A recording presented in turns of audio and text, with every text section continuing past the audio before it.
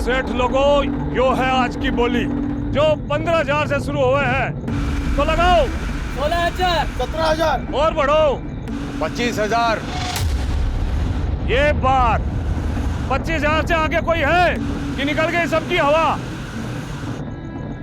तो ये सौदा 25,000 में तय हुआ। आजा हुकुम, ले जाओ। तो आज की बोली यो रही 25,000 की, और यो है आज की दूसरी बोली 16 साल की छोरी। देख रहे हो ऊपर से नीचे तक, लगा बोली। 5,000 6,000 है, निकाल भिखारी को। 15,000 15,000 से आगे कोई? बस और कोई? हुकुम, ये हमारी छोरी से, इसने भी हमारे साथ ले लो ना। 20,000 20,000 से आगे?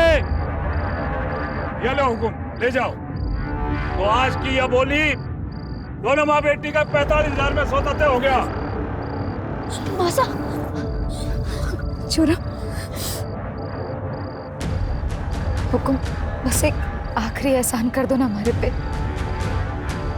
हमारे छोरे ने भी साथ ले लो ना।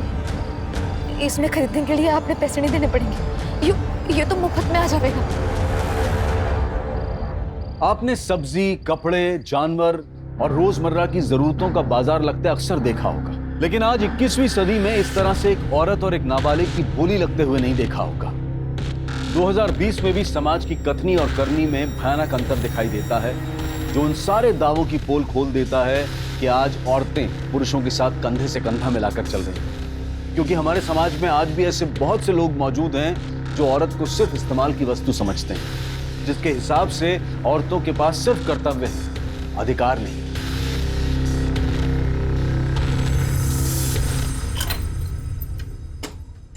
आ जाओ बेटा, आ जाओ, आओ, आओ।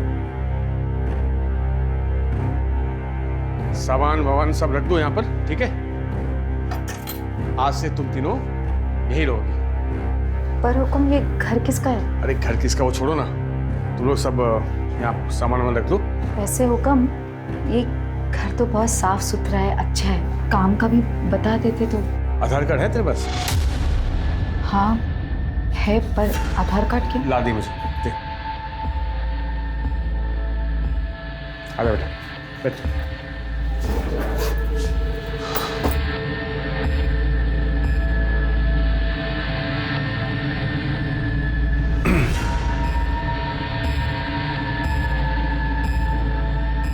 मैं एक काम करता हूँ, घर का कुछ जरूरी सामान लेकर आता हूँ, तब तक तुम लोग आराम करो।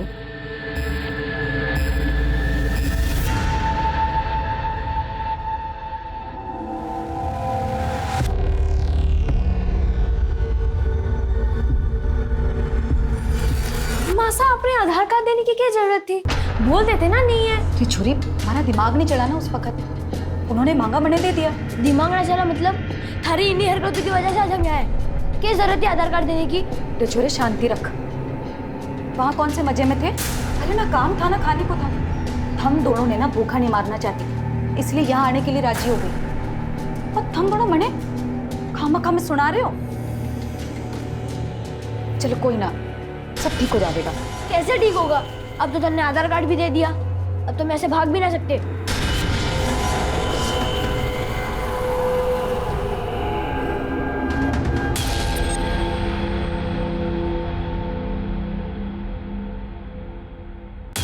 हाँ, ये तुम लोगों के लिए कपड़े और कुछ जरूरत का सामान लाया हूं। बेटा ये तेरे लिए, ये तेरे लिए, ये तेरे लिए, और मैं तुम लोग के लिए मोबाइल भी लाया हूं, तीनों के लिए, ठीक है? और ये फाइल तेरे लिए। हाँ, एक भूल गया, ये आधार कार्ड। मासा, ये फोन तो नया है। कम हाँ ये सब आपने हमारे लिए किया? बिल्कुल। अब ये मोबाइल फोन दे दिया है तो इसमें अपना फोन नंबर भी दे देते तो। वो सब बाद में, पहले मुझे तेजस्वी का गिफ्ट तो देने दो। ये लो बेटा, तेरे लिए, जा खेल। अरे ऐसे क्या देख रही है? साड़ी पहन के नहीं दिखाएगी मुझे? जा उस कमरे में जा। और तू खड़ी खड़ी यहाँ क्या कर रही है? जा उस कमरे में कपड़े बदल के आ, जा।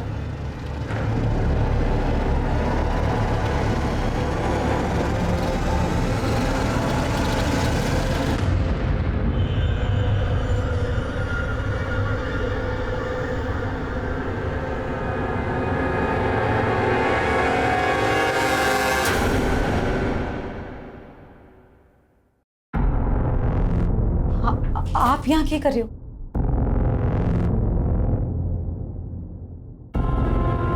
45,000 दिए हैं तेरे और तेरी बेटी के लिए। नई साड़ी, मोबाइल, रहने को घर, ऊपर से खर्चा अलग। वसूलना तो बनता है ना। वसूलना? ये आप ये कह रहे हो? कब मैं यहाँ ये सब करने नहीं आई, मने जाने तो। तेरी जैसी खूबसूरत औरत को मजदूरी के लिए कौन बेवकूफ खरीदेगा बावली? कुछ नहीं।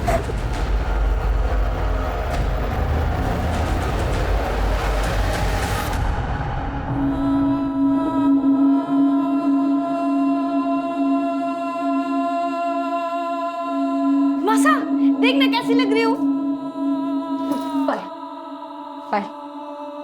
पायल उतार दे ये कपड़े और अपने पुराने कपड़े पहन ले। क्यों? हर सवाल का जवाब देना जरूरी ना है। तन्ने मुंह फुला के बैठना है ना, तू बैठ। माने तो घूमने जाना है, मैं चल। पायल तू सुन नहीं रही मैं क्या कह रही हूँ? पायल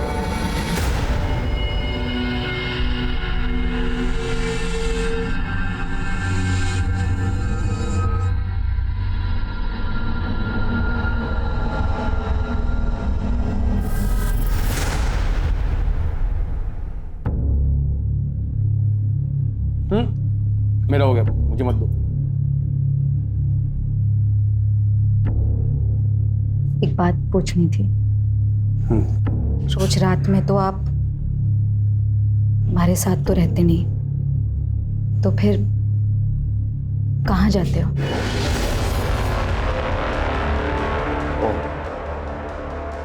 तो तू अब मुझसे सवाल करेगी? ना हुकुम, क्यों बात नहीं। बस मैं तो ये जानना चाह रही थी कि अगर हमारे साथ नहीं रहते तो फिर किसके पास जाते हो? औकात में रह तू अपने। खरीदा है मैंने तुझे, खरीदा है। शादी नहीं हुई हमारी जो बीवी का नाटक कर रही है तू। ये तो जानना चाहूं कि शादी कब करोगे? तेरी से कोई शरीफ आदमी शादी करेगा? हाँ? सारा मूड खराब कर दिया मेरा। मासा, कहाँ जा रहे हो? क्यों देखने कि शरीफ आदमी रोज रात में आखिर जाता कहाँ है?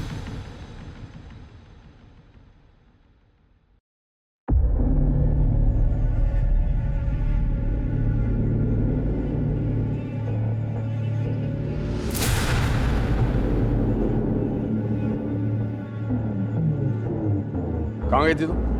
बाजार गई थी। ये लोग कौन है? चल अंदर जा, जा। हाँ, मगर ये है कौन? चल बताता हूँ, चल। चल।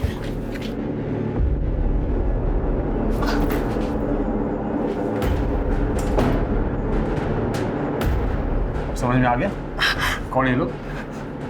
या डिटेल में समझाऊं? मासा चलो यहाँ से, चलो।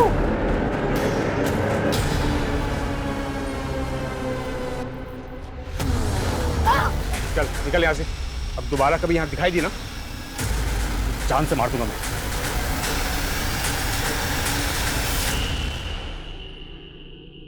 मिश्रा, मुझे पता लगा है पॉलिटिकल फंक्शन में तुमने फोर्स कम भेजी है, ऐसा क्यों? सर बाकी की फोर्स मैंने सिविल हॉस्पिटल में भेजी है। सर, गौतम नगर के पीछे वाले एरिया में एक डेड बॉडी मिली है। चलो गाड़ी निकालो। महेश, आरती, चलो। मारी मासा, सब मारी मासा और दीदी पता नहीं कहाँ चली गई है। साबू ने ढूंढना। घबराओ नहीं, आराम से बताओ क्या हुआ तुम्हारी मासा और दीदी को। हमारी मासा और दीदी 2 दिन पहले घर से निकले थे, अब तक वापस नहीं आए। घबराओ नहीं, हम ढूंढ लेंगे तुम्हारी मासा और दीदी को। दामिनी, बच्चे को पानी वानी पिला के इसे शांत करो, इसकी स्टेटमेंट दे दो। जाओ बेटा दीदी के साथ। मिश्रा चलो।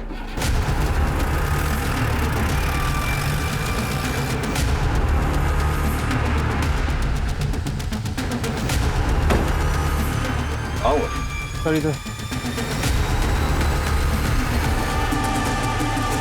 सर बॉडी पर चाकू जैसे किसी चीज से वार किए गए, लेकिन इतने सारे, पीठ पे, गले पे, चेहरे पे, हाथों पे।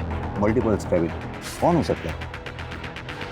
शायद इसका कोई चाहने वाला या फिर इसका पति। बापू नहीं है हमारा, कुछ साल पहले मर गए थे। मासा और दीदी है, और कुछ टाइम पहले वो हुकुम हमारे को यहाँ ले आए। हुकुम कौन? पूरा नाम क्या है उनका? नाम तो ना पता हमारे को, सब उन्हें हुकुम ही कहते हैं। कहाँ से ले आए थे वो तुम्हें? सर पहनावे से तो लग रहा है कि राजस्थानी है। खून भी सूख चुका है, बॉडी जिस कंडीशन में है देखकर लगता है कि मर्डर 2-3 दिन पहले हुआ। मासा परसों सुबह घर से निकली थी, और जब वो वापस नहीं आई तो अगली सुबह पायल दीदी उन्हें ढूंढने चली गई, और आज पायल दीदी भी घर नहीं आई। मोबाइल फोन है दोनों के पास? हाँ, पर कोई फायदा नहीं। मैंने बहुत कोशिश की, पर दोनों का फोन बंद आ रहा है। सर हमने आसपास अच्छे से चेक कर लिया, तो कहीं कोई मोबाइल, पर्स, आईडी या मर्डर वेपन वगैरह कुछ भी नहीं मिला। सर बॉडी पे जबरदस्ती के कोई निशान नहीं है, रेप नहीं हुआ है, बाकी रिपोर्ट आने पर ही पता चल पाएगा। मिश्रा, बॉडी की फोटोग्राफ लो और आसपास के थानों में सर्कुलेट करा दो, शायद इसकी मिसिंग कंप्लेंट दर्ज हुई हो। यो हमारी मासा है और यो पायल दीदी।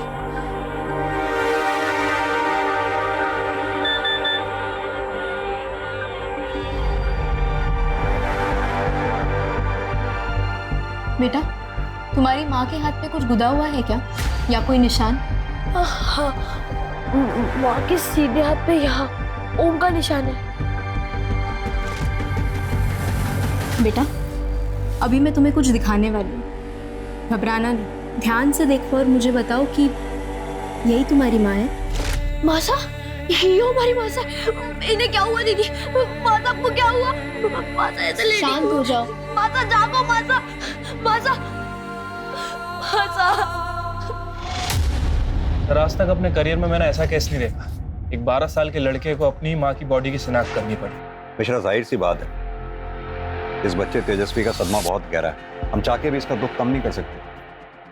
लेकिन हाँ, इसकी माँ रेवती को इंसाफ दिलाकर बहन पायल को सही सलामत ढूंढकर हम इसका दुख कम जरूर कर सकते हैं। लेकिन इसके लिए हमें पता करना होगा ये हुक्म है कौन, जो रेवती और पायल को राजस्थान से खरीद कर इन तीनों को यहाँ कानपुर में लेके आया, मकान दिलाया, कपड़े दिलाए, मोबाइल फोन दिलाया।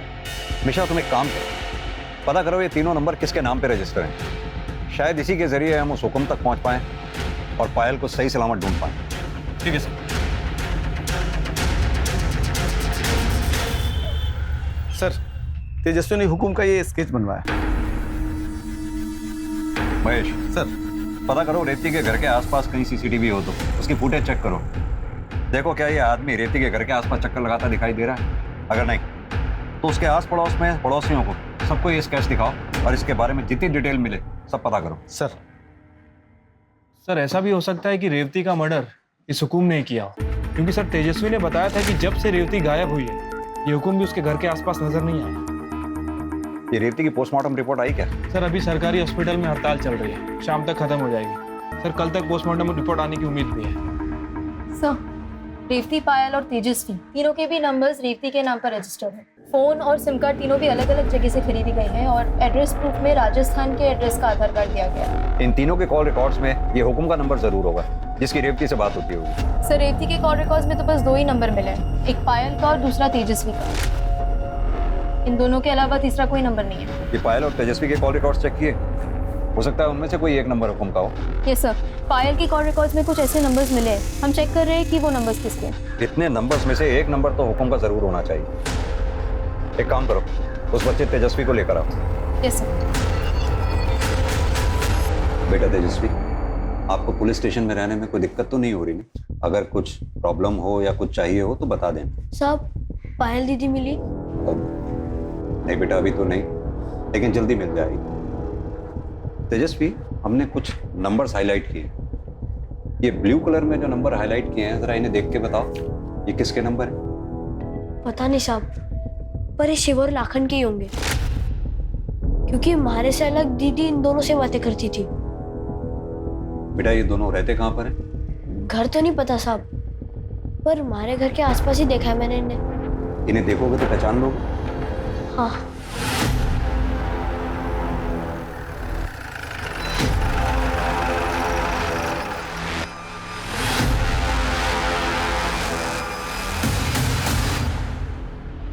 साहब वो दोनों है।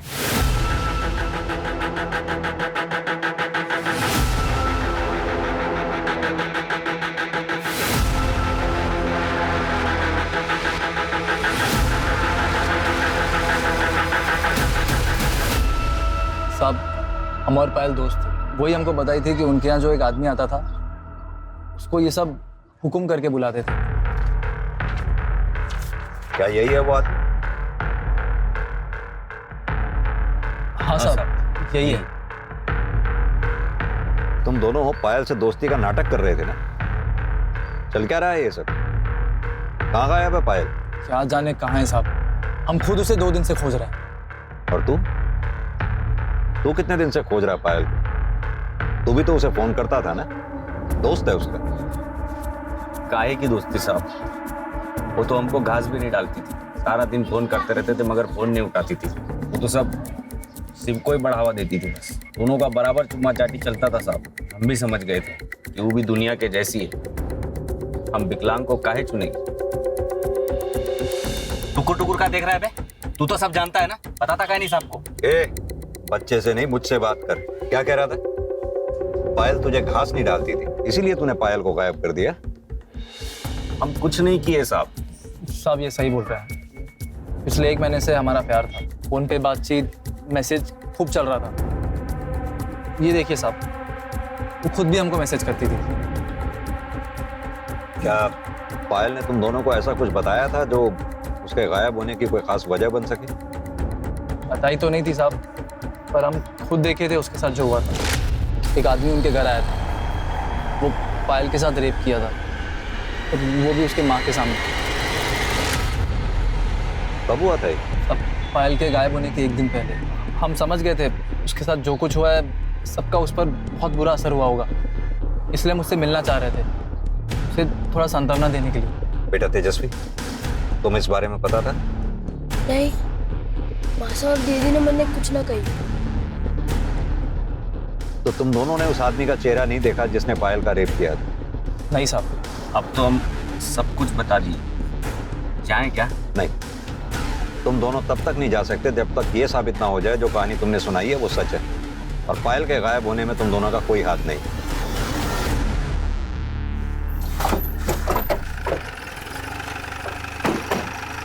लेके आओ। सर, रेवती के घर के आसपास की सीसीटीवी फुटेज आ गई, जिसमें ये हुक्म साफ साफ दिखाई दे रहा है। पॉज करना, प्ले करो। ये बाइक के नंबर प्लेट पे जूम करना था। अब यही आदमी हमें इस हुक्म तक पहुंचाएगा। आरटीओ से इस बाइक की डिटेल्स निकलवाओ, ये जो कोई भी है इसे उठा के ले आओ। सर हमारा नाम गोपी है और ये आदमी हमें ही है। ये हमें पता है, अब उसके बारे में बता जिसके गले लग रहा है। साहब ये हरीश यादव है, हमारा पुराना दोस्त।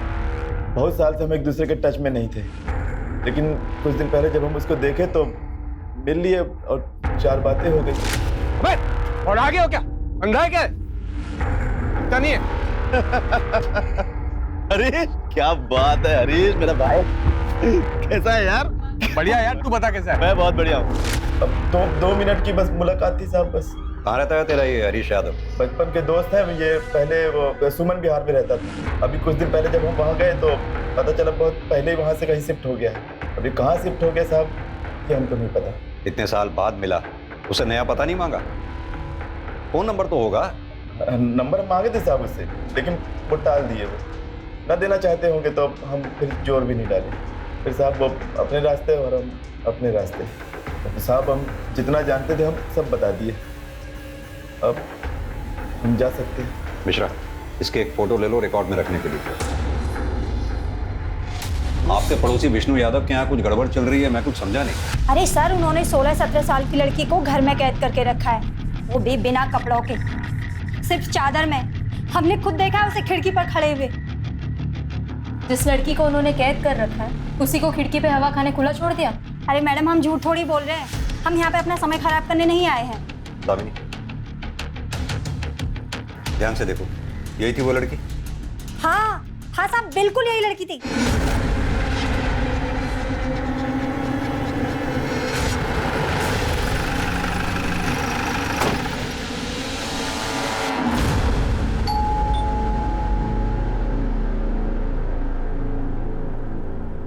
जी कहिए। साइड मिश्रा, घर का कोना कोना छान मारो।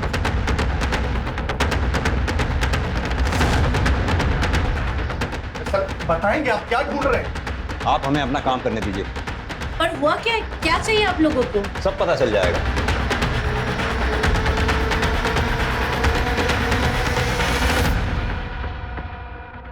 क्या बात है भैया? पुलिस आपके घर में क्या करी? अरे बता नहीं रहे कुछ। जिसे हम सारी दुनिया में ढूंढ रहे हैं वो खुद ब खुद चल के हमारे पास आ गया। क्या? मैं कुछ समझा नहीं, आप क्या बोलना क्या चाहते? हरीश यादव और हुकुम। क्या लगते हो तुम इनके? मैं इनका छोटा भाई हूँ, यहाँ पास 2 मकान छोड़ के मैं रहता हूँ। पर आप ये बताइए कि बात क्या है? अब पूछेंगे हम और बताएगा तू। तेरे लिए तो कई सवाल हैं हमारे पास। क्या? कैसे सवाल? जैसे कि पायल कहाँ है? यही थी ना? कहाँ छुपा रखा है उसको? पायल? पायल भला यहाँ पर क्या करने आएगी? और हम क्यों छुपाएंगे उसको? कुछ दिन पहले प्रताप नगर में किसी लड़के के साथ देखा था मैंने उसको। अब पता नहीं उसका अता पता क्या है, मुझे नहीं मालूम। पता सब मिल जाएगा। दामिनी, हरीश के घर की भी तलाशी लो। एक मिनट, ये चल क्या रहा है इंस्पेक्टर साहब? बताएंगे। अब यहाँ कुछ नहीं मिला तो इसे परेशान करेंगे आप? भैया 1 मिनट लेने दीजिए तलाशी इनको। जब वहाँ भी कुछ नहीं मिलेगा इनको तसल्ली होगी तब। वैसे भी हम कुछ कहेंगे इनको, हमारी बात सुनने नहीं वाली। क्यों नहीं सुनेंगे? तू अगर सच बोलेगा जरूर सुनेंगे। अब सीधी तरह से ये बता कि रेवती और पायल को राजस्थान से क्यों खरीद के लाया था? ये क्या बेहुदा मजाक कर रहे हैं आप? सर मैं एक लेबर कॉन्ट्रैक्टर हूँ भैया। आप बिल्डिंग के कॉन्ट्रैक्ट लेते हैं, हमारे यहाँ पर सारे राज्य के मजदूर आते हैं। रेवती भी आई थी कहीं से मजदूरी के लिए। ये पास वाली बिल्डिंग में हमारा काम चल रहा था, मंदी की वजह से उसे बंद करना पड़ा। सर मेरी शराफत देखिए, रेवती दो बच्चे लेकर आई थी ना, उसे मैंने प्रताप नगर में घर दिया रहने के लिए, राशन भरवाया उसके लिए, सब कुछ किया। आप मुझ पर इल्जाम लगा रहे हैं।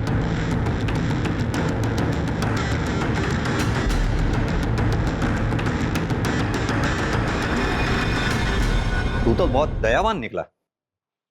अगर इतनी ही दया थी तो जब रेवती 2 दिन से गायब थी तो थाने आया क्यों नहीं उसके बारे में पता करने के लिए? 2 दिन तो मैं वहां पर गया भी थी, तो मुझे कैसे मालूम पड़ेगा सब उसके बारे में? और सर आज मैंने अखबार में पढ़ा कि उसका मर्डर हो गया।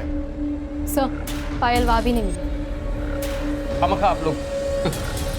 विमला जी, हमें उस घर में ऐसी कोई लड़की नहीं मिली जिसे उन्होंने कैद करके रखा। इनफैक्ट हमने उस कमरे में भी देखा, वहां पर भी कोई नहीं था। सर ये दोनों भाई ना बहुत धूर्त और मक्कार है, झूठ बोल रहे हैं वो। सर आप उस पागल औरत विमला की बात पर भरोसा कर रहे हैं? आप उसे पायल की जगह किसी और की फोटो दिखा देना, तब भी वो यही कहती। क्योंकि सच तो ये उसने किसी लड़की को देखा नहीं आपस में। वो बस हमें परेशान करने के लिए ये सब कर रही है। सर हम ठीक बताते हैं आप। ये जो औरत है ना विमला, उसका पति है प्रदीप, कॉन्ट्रैक्टर है, बिल्डिंग बनाता है वो भी। अब सेम प्रोफेशन है हमारा और उसका। अब ये दोनों मियां बीवी चाहते हैं कि हम बदनाम हो जाओ, हमारा सारा का सारा काम धंधा इन लोगों को मिल जाए बस। ये बताओ गोपी को कैसे जानते? गोपी? अच्छा गोपी मेरा पुराना दोस्त है, पर उसका इस केस से क्या लेना देना? मतलब मैं समझ नहीं आ रहा मुझे। अपने इस पुराने दोस्त से कब मिला था आखिरी बार तू? आखिरी बार मैं प्रताप नगर में मिला था उससे। सर एक बात बताऊं, आपकी अगर तलाशी हो गई है, पूछताछ पूरी हो गई है, तो प्लीज हमें थोड़ी बहुत शांति दीजिए सर। हम शरीफ लोग हैं। मेहरबानी कीजिए साहब आप। हाँ प्लीज।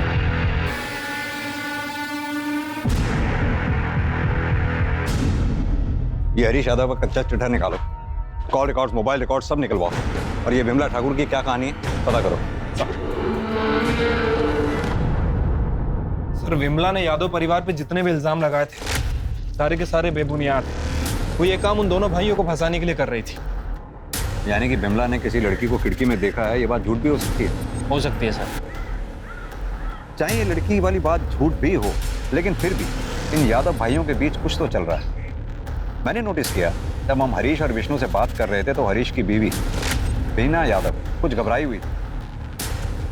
ये पोस्टमार्टम रिपोर्ट अभी आई है नहीं? सर अभी तक हड़ताल कंटिन्यू चल रही है। वैसे मेरी डॉक्टर से बात हो गई है, उनका कहना है कि जैसे ही हड़ताल खत्म होगी वो हमें रिपोर्ट भेज देंगे। ये हरीश के कॉल रिकॉर्ड्स और मोबाइल लोकेशन रिकॉर्ड से कुछ पता चला कि मर्डर के समय वो कहाँ पर था? सर कुछ खास तो पता नहीं चला। सर अगर थोड़ी समय के लिए मान लेते हैं कि रेवती का मर्डर 26 फरवरी को दोपहर से रात के बीच में कभी हुआ होगा सर, उस टाइम इनफैक्ट उसके एक दिन बाद 1 बजे तक हरीश के फ़ोन की लोकेशन उसके घर की ही थी। हाँ, तो ये भी तो हो सकता है कि हरीश ने अपनी एलिबाई क्रिएट करने के लिए मोबाइल घर पर छोड़ दिया हो और कुछ सस्पिशियस जो कॉल रिकॉर्ड से निकला हो।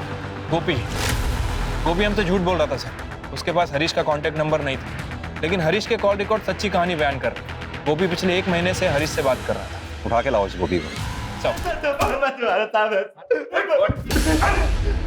ये बोल के छोड़ के बता दो साहब। एक दिन हमारे हरीश को प्रताप नगर में देखे तो हम हैरान हुए कि वो यहाँ कर के रहा है, क्योंकि साहब वो तो कानपुर की बहुत बढ़िया कॉलोनी में रहता था। तो साहब हम उसके ऊपर नजर रखनी शुरू कर दी है। फिर एक दिन हम जानबूझकर उससे ऐसे टकराए जैसे कि अचानक मिले। बढ़िया यार, तू बता कैसा है? मैं बहुत बढ़िया हूँ। प्रताप नगर में क्या कर रहा है? अरे काम से आया था मैं। काम से मतलब दोस्त को ही है? कई बार देखा तेरे को उस राजस्थानी औरत के आते जाते। ये चल क्या रहा है? वो गरीब औरत है यार, पति नहीं, 2 बच्चे हैं, तो थोड़ी बहुत मदद कर देता हूँ यार, बस इंसानियत के तौर पर यार। तू तो जानता मैं शादीशुदा हूँ। अब हरीश अच्छी तरह जानता था कि वो हमको मना नहीं कर सकता, नहीं तो हम उसकी पोल खोल देंगे। तो हम उससे पैसे हटने लगे। फिर हमको लगा कि पैसे से ज्यादा हमें और भी कुछ मिल सकता है।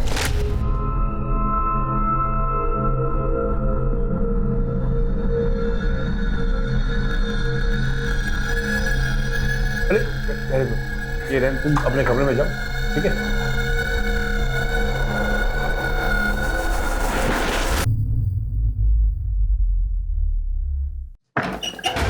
सब आप यहाँ क्या कर रहे हो?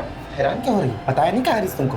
हाँ आप जाओ यहाँ से। तुम आओ इधर इधर इधर इधर उधर बंद कर। हम अम्मा कसम खा के कह रहे हैं साहब, हम सिर्फ एक ही बार सोए थे उसके साथ। रेप कहते हैं उसे, और जब दूसरी बार रेवती ने तेरा शिकार होने से मना कर दिया तो तूने उसे मार डाला। भगवान सब नहीं मारे साहब, क्योंकि दोबारा की तो नौबत नहीं आई। इससे पहले वो मैं क्यों मारूंगा सर उसको? मेरा तो रेवती के साथ अफेयर चल रहा था।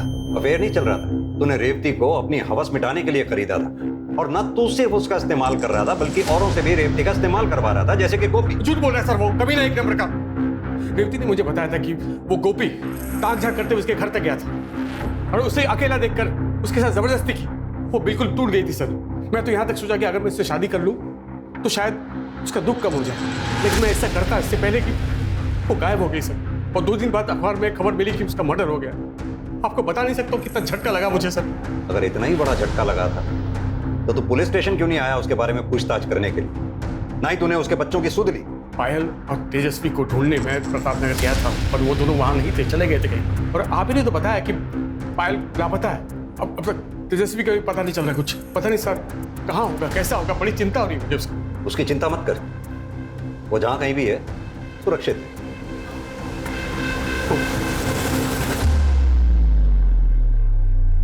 सर आपने इस हरीश को जाने क्यों दिया? साफ साफ दिख रहा है सर सीधा बनने की कोशिश कर रहा है। समझ तो मुझे भी आ रहा है मिश्रा, लेकिन इस हरीश के खिलाफ हमारे पास कोई ठोस सबूत भी तो नहीं है। सर ऐसे तो सबूत शिव और लाखन के खिलाफ भी नहीं है।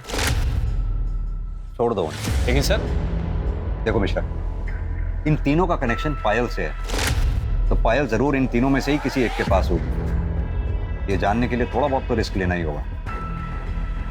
सर मुझे लगता है कि हमें यादव परिवार की औरतों से भी बात करना चाहिए, क्योंकि अगर ये विमला सच बोल रही है मेरे ख्याल से इन औरतों को भी कुछ ना कुछ पता होगा। नहीं मिश्रा, मुझे नहीं लगता यादव परिवार की औरतें अपना मुंह खोलेंगी। मुझे तो वो भी विक्टिम ही नजर आती है।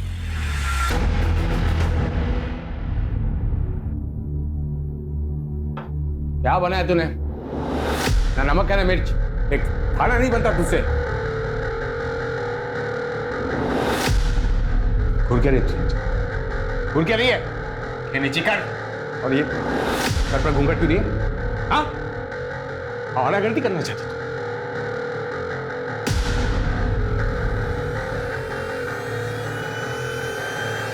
बस अब बहुत हुआ।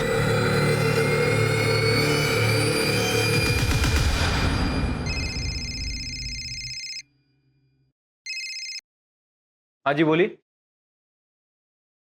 क्या? एक मिनट रुकिए। सर एनजीओ से फोन है, तेजस्वी का कुछ पता नहीं चल रहा। उन्होंने आसपास बहुत ढूंढा, कहीं मिल नहीं रहा। व्हाट? तेजस्वी के नंबर पे कॉल करो।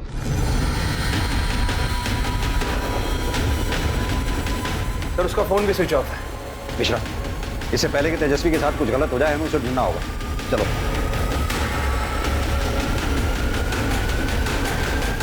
तेजस्वी,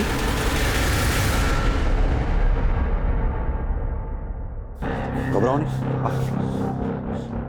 बैठो। चलो पानी पियो। आराम से बेटा, आराम से। अच्छा ये बताओ, तुम एनजीओ से भागे क्यों? मैंने पायल दीदी का फोन आया था।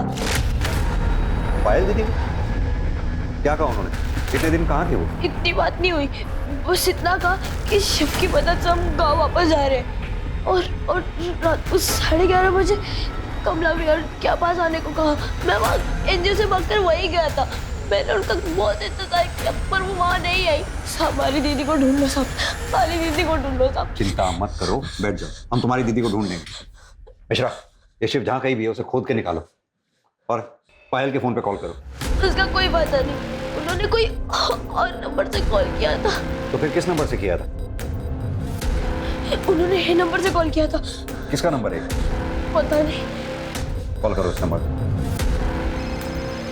कल तो कहीं आसपास ही बज रही। दामी, तुम यहीं रखो इसके पास। आओ मेरे साथ।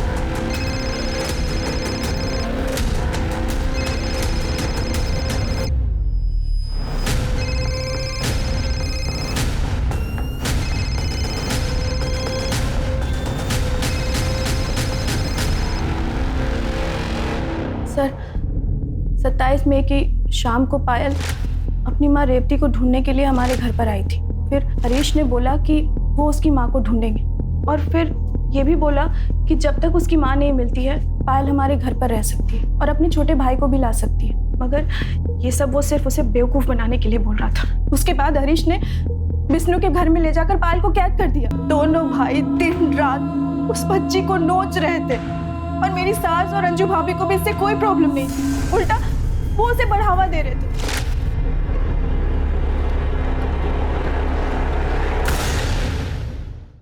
शुरू में मैं भी पायल से बहुत नाराज थी क्योंकि उसकी माँ रेवती की वजह से मेरी बसी बसाई गृहस्थी उजड़ रही थी। उस दिन जब वो खिड़की के सामने विमला से मदद मांगने के लिए गई थी तब मैंने ही उसे पीछे खींचकर खिड़की बंद कर दी थी। मैं उसके सामने अपना गुस्सा निकालने गई थी मगर उसकी हालत देखकर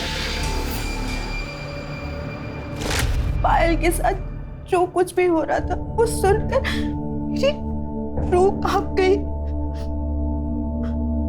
फिर उसने मुझे ये भी बताया कि ये सब कब और कैसे शुरू हुआ। कौन? तुम्हारी मम्मी को छोड़ दें, हम छोड़ देते हैं। जिसने रेवती की आंखों के सामने पायल का रेप किया वो विष्णु था। अगर पायल विष्णु के घर पे थी तो हमें उस दिन क्यों नहीं मिली जिस दिन हम विष्णु के घर पे पायल को ढूंढने गए? क्योंकि सर हरीश ने आपकी गाड़ी को विष्णु के घर के सामने खड़े होते देख लिया था। इससे पहले कि आप घर के अंदर जाते वो पीछे के दरवाजे से घर के अंदर गया और पायल को निकालकर गाड़ी की डिक्की में डाल दिया। काफी पहुंचे हुए हैं दोनों भाई। ये पायल अभी भी आपके घर में है? नहीं सर,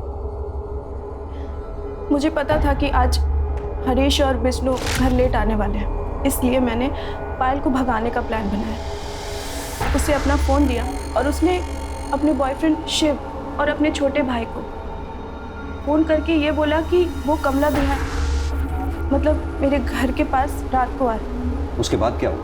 11:30 बजे वो घर से निकली और उसके जाते ही आधे घंटे बाद हरीश और विष्णु घर आ गए। जब उन्होंने देखा कि वो घर से भाग गई है तो वो दोनों उसे ढूंढने के लिए निकल गए। सर, अगर उन दोनों ने उसे ढूंढ लिया तो उसे जान से मार देंगे। सर प्लीज आप कुछ कीजिए सर, इससे पहले कि वो उन्हें ढूंढे, आप प्लीज उसे बचा लीजिए। आप चिंता नहीं करो मिश्रा, चलो। सर, इंडस्ट्रियल एरिया के पास वाले जंगल में एक जवान लड़की की लाश मिली है। What?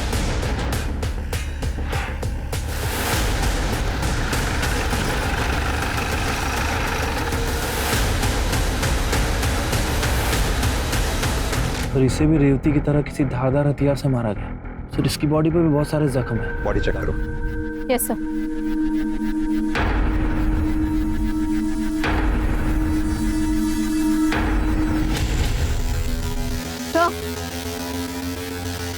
सर मर्डर के पहले रेप हुआ ये एग्जैक्टली नहीं कह सकते, पर रेप हुआ जरूर है क्योंकि शरीर और प्राइवेट पार्ट पे निशान है। मिश्रा, बॉडी को पोस्टमार्टम के लिए भिजवाओ और ये विष्णु और हरीश जहां कहीं भी हो उठा के ले आओ। सर मैं सब सच बताता हूँ। पायल भाग गई थी, हम लोग डर गए थे। हम दोनों भाई बाहर जाकर पायल को ढूंढ रहे थे, बहुत ढूंढा सर, लेकिन वो नहीं मिली।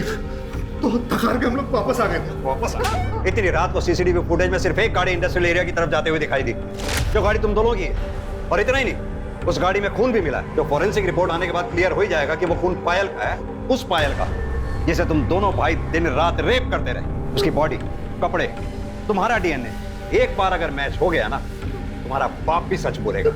सर, हमने रेप किया सर, लेकिन मारा नहीं सर। ये सच है सर। पायल उसकी माँ को ढूंढते हुए हमारे घर आई सर।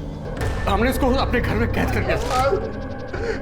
आगे बोल। उसका फोन छीन कर उसको ऑफ कर दिया ताकि वो बाहर वालों से कांटेक्ट में नहीं रह सके सर। एक गुनाह तो कबूल कर लिया तुम दोनों। अब मर्डर के बारे में भी सच बोल दो, वरना इसे देख रहे हो ना मिश्रा, खाल उधेड़ देगा तुम दोनों के। सर मैं सच बोल रहा हूँ सर। हमने बस उसको रेप किया सर, उसको मारा नहीं सर। हम तो फंस जाएंगे भैया। जब पायल की लाश हमें अपने घर के पास मिली ना, तो हम घबरा गए थे सर। तो हमको लगा कि कोई हमको फंसाने की कोशिश कर रहा है सर। तो हमने अपनी जान बचाने के लिए उसकी लाश को गाड़ी में रखी और वो इंडस्ट्री के पास जाकर फेंक दी, ताकि हमको कोई शक न कर सके हम पर। इनको इतनी बुरी तरह से तोड़ो कि सारी गर्मी निकल जाए। दोनों भाइयों ने एक ही रट लगा रखी है सर, रेप किया लेकिन मर्डर नहीं। ये दोनों हमें गुमराह करने की कोशिश कर रहे हैं ताकि मर्डर के चार्जेस से बच जाए। लेकिन सवाल अब भी वही उठता है कि अगर ये दोनों सच बोल रहे हैं तो फिर रेवती का मर्डर किया किसने?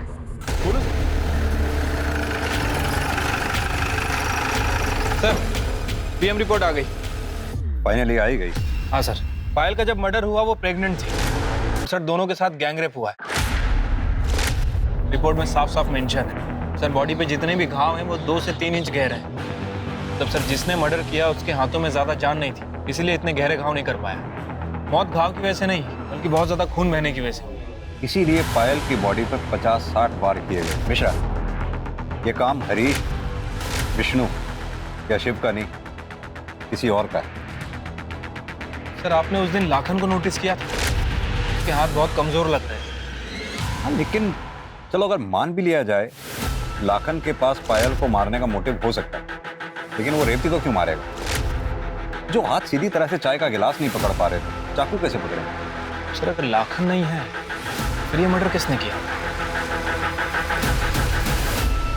तो तुमने मारा रेवती और पायल को? क्यों मारा उन दोनों को?